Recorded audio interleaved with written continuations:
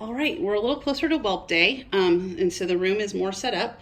We use the front room in our house to whelp puppies.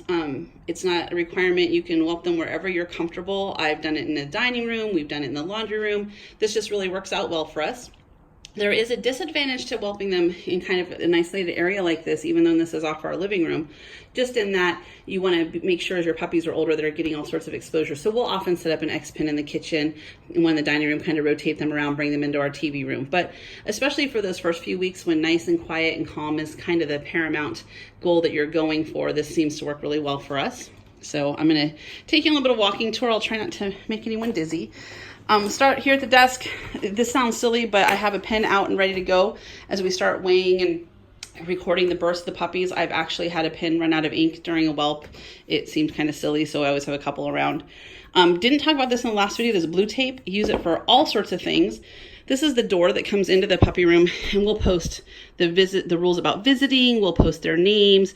Just kind of saves the paint. But where we probably use it most is right down here. We have hardwood floors. And so we use this black piece is the weed cloth that you put down in your flower gardens to keep the weeds down. Just adds a little protection between the linoleum and the wood, gives a little breathable space. Then you'll see a little bit, you'll see more later, of the linoleum that we use. I went to Home Depot, bought the cheapest pattern they had. I want to say this piece was 12 by 7 and was probably $30, somewhere in that range.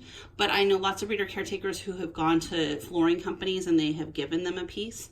But I also, you'll see that I use a lot, I'm going to scroll down here just a little bit, of these mats. It kind of, that last little bit of keeping things off feet, coming in and out, also protects the floors. One of the big parts is, does your mama like her whelp area? This is Mara, hiding down there, dead asleep. We call it baking babies. This is her favorite place to be in the house, whether we're having puppies or not. She just likes to hang out here, so I feel like that's a good sign. You'll see I have all my washcloths set up.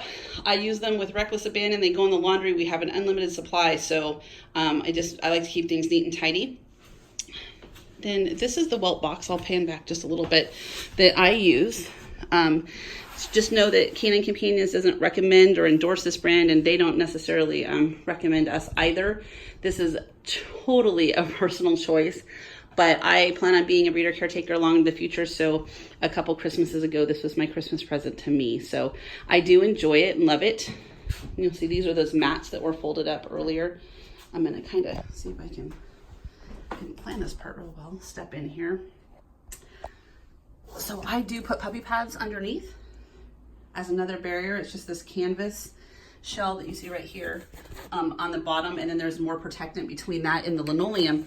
But one of the things I like about this the most is that the liner itself does go in the wash, and so I can keep it nice and clean if we had a particularly interesting day. What you also don't see is I do have a set of rails that go on the inside. I just haven't put those together yet. So here's those towels at the ready that we talked about. I like to put them over the puppies when they're in with mom. I put them when they're in the laundry basket. And then just everything else kind of at the ready. Once the puppies graduate to their larger play area, I will put this up around, this paneling up around the edges. I prefer this over an X pen just for two reasons. It's a little more gentle on my walls. I will kind of put some bumpers in between. I put a piece of pool noodle in there, but they also pop into place, so it takes a lot of effort for them to be moved by excited jumping puppies, although we of course don't encourage that behavior. So the next thing will be to set up that air mattress. I'll put it over here on this side, and I just do that a little later. I choose to sleep in here with her before she has her puppies, but again, everybody has their own style. My last breeder and I just slept together in my regular bedroom, but this is our setup. And I will just tell you that, again, this is a comfort thing. If the mom is comfort and the breeder caretaker is comfortable and the puppies are, that's all a good sign. I have changed this setup. This is actually not even the way I had it last litter. So you kind of, at least I grow and learn with each litter, and things change, and I have different ideas, usually stolen from a much wiser breeder caretaker than I. But this is our setup for the time being, and then as things go on, I'll show you some pictures as we progress into the larger play area.